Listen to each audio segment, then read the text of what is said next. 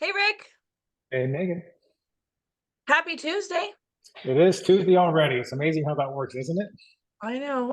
It Like is clockwork. amazing. It's a beautiful day for It is. everybody except for the National Association of Realtors.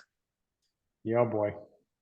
So, this is the hot topic, which is the agreement that they came up with to basically pay sellers back for the amount of money that has been spent on buyers agents. And this lawsuit started, I think, in Kentucky, and it's been going on for a while. Hmm. And I don't know about real estate in Kentucky. Obviously, I just know about real estate in California. So I wanted to just bring up a couple of things. There's a lot of points to discuss, but I think we'll just do one of them today, okay? Okay. And by the way, they agreed to this settlement, but nothing's over until it's over because it's got to go back to the judge. Okay. So what the Hmm. lawsuit alleges is that, uh, in short, that brokers fix compensation rates and that buyers agents shouldn't be paid by the seller. That's pretty much what it is. Okay. Hmm. So I'm going to explain it to you. And to do that, I'm going to get rid of your face right here. Thank you. And I'm going to move you over so you can see, Rick, in front of you. We have a snippet of what's called a residential listing agreement. Hmm. And I always say, hey, if you have a question about something, go back to your contract and read it. And it should have the answers in the contract with what you have a question about. Okay. This was last revised in 2023, 2023. But this has been this way for a while. So let me just explain it and then we'll go over some scenarios. So it says, and it has said this forever, for years and years, compensation to broker. Notice the amount or rate of real estate commissions is not fixed by law. They are set by each broker individually and may be negotiable between seller and broker. Uh, Real estate commissions, including all compensation and fees to broker. Hmm. So it's saying that everything's negotiable Yeah. and that you can definitely talk about it with your broker. Somebody said to me the other day, I thought you were my broker. And I said, no, I am not a broker. A broker is an awesome, huge responsibility, and they have to oversee all the realtors in their company and keep them up to date on laws and changes and best practices and legal things. And that is not anything that I'm interested in doing. I like to work with people. And so I am not a broker, but I do have a broker. And so that's who they're referring to here. Okay. So it Hmm. says seller agrees to pay broker as compensation for services, irrespective of agency relationships, either blank percent of the listing price, or if a purchase agreement is entered into, of the purchase price, or there's a flat rate, Hmm. and if there's anything else. So, Okay. to make this perfectly clear, the seller is paying the listing broker. Okay, let's say it's 5%. Hmm. All right. Now, it talks about ways that we would get compensated basically. Or once the listing is expired, we have to get them a list of people we showed the house to if we expect to get paid. All right. It says if they want to take their house off the market. Okay, fine. All right. It says that if completion of the sale is prevented by a party of the transaction other than the seller, the compensation which would otherwise have been earned shall be payable only if the seller collects damages. So, if there's some kind of lawsuit, okay, fine. In addition, seller agrees to pay broker. I don't know what they would put in here. All Hmm. right. Now, here's where I'm going with this. under D, it says, seller has been advised of broker's policy regarding cooperation with and the amount of compensation offered to other brokers. Seller has been advised, of other brokers. Brokers authorized to cooperate with and compensate brokers participating in the MLS by offering MLS brokers out of brokers' compensation in paragraph 3A above, either blank percent of purchase price or flat fee, which is right here. And so it's very clear here that the seller is paying the listing office, and the listing office is splitting their commission and offering to put the house up for sale in the MLS, which is really belongs to that. It's not just like everybody can have the MLS, you have to be a member, and to be a member, if you put a listing in there, you have to offer to pay somebody to bring a buyer. And so it says brokers authorized to cooperate and compensate brokers outside the MLS as broker's policy. Okay. So the National Association of Realtors has an obligation to sellers and the public and everything, but then they have this other obligation that they have inflicted on themselves to keep the peace between all the different real estate brokers. So there's a lot of rules when you belong to the association about cooperation. Okay. So it says here that the funds to pay everybody will come from the seller's proceeds. And then let's go to this,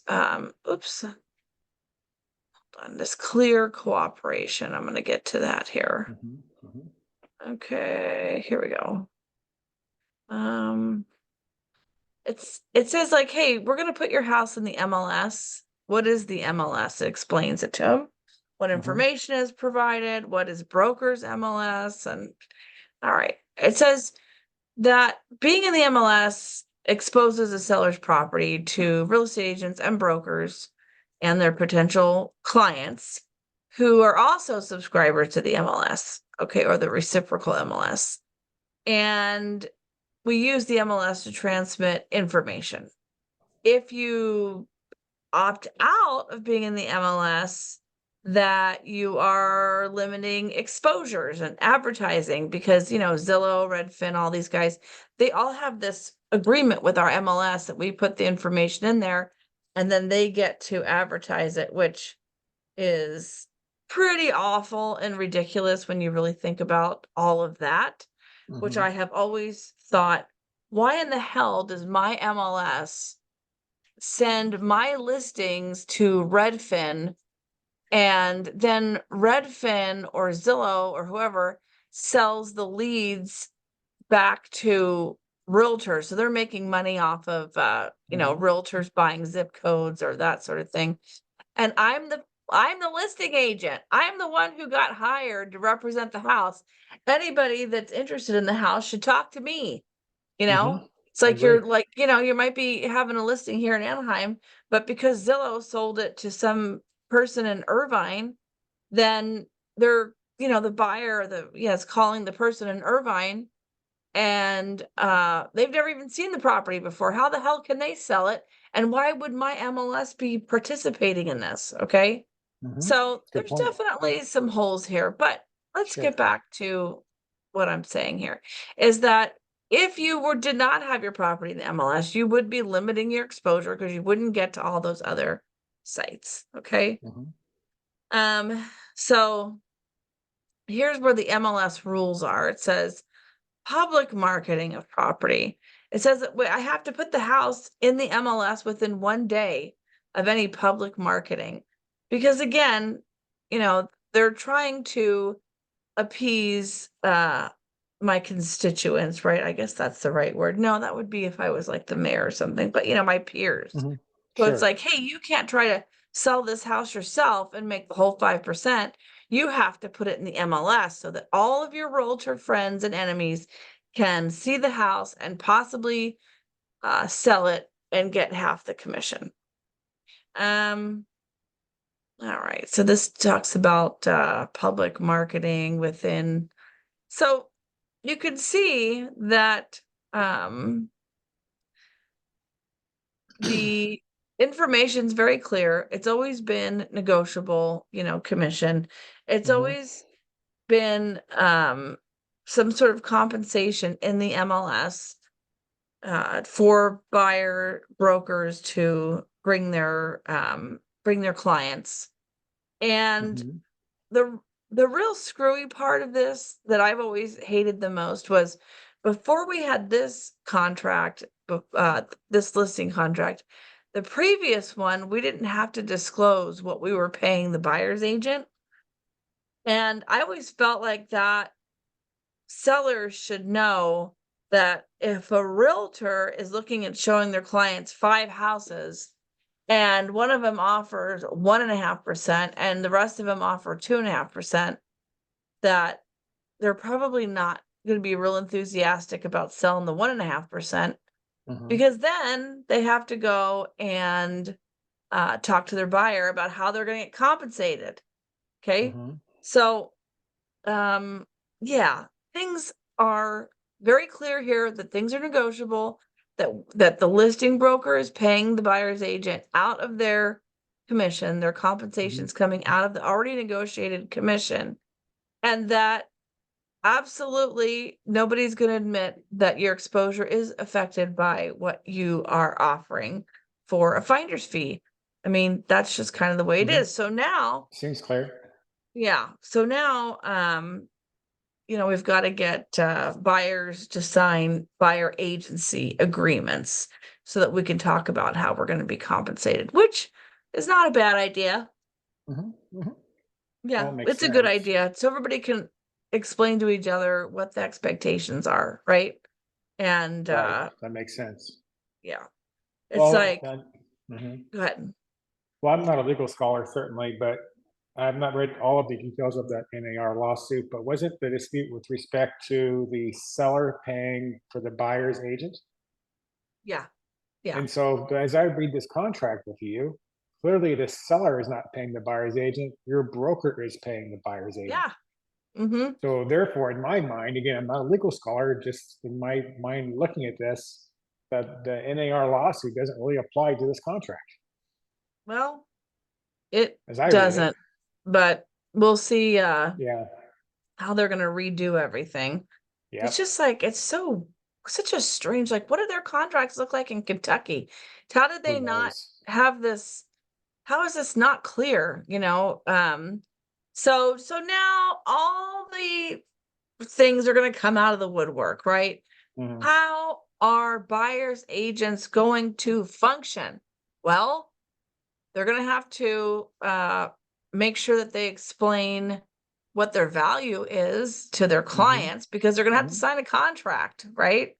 Just like a listing. And yeah, one of the things is that you and I say all the time is you don't know what you don't know. And Mhm. so the buyers are not going to know how valuable their realtor is until they really get themselves in a pickle, you know? It's like buyers, Very true. yeah. So that'll be interesting to see Well, how people yeah, and I think it's a good point, but I also think, Megan, it's important to note that the media outlets, for the most part, have this ruling wrong, yeah, and that's what kind of at times drives me crazy because that's the source for consumers' education, and they're right. getting the wrong information. I mean, Exactly.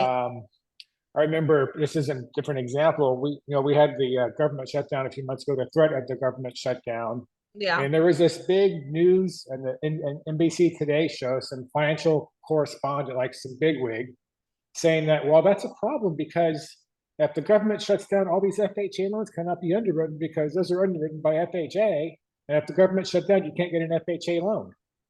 I wanted to scream. right, Well, guess what? Breaking news: FHA does not underwrite loans.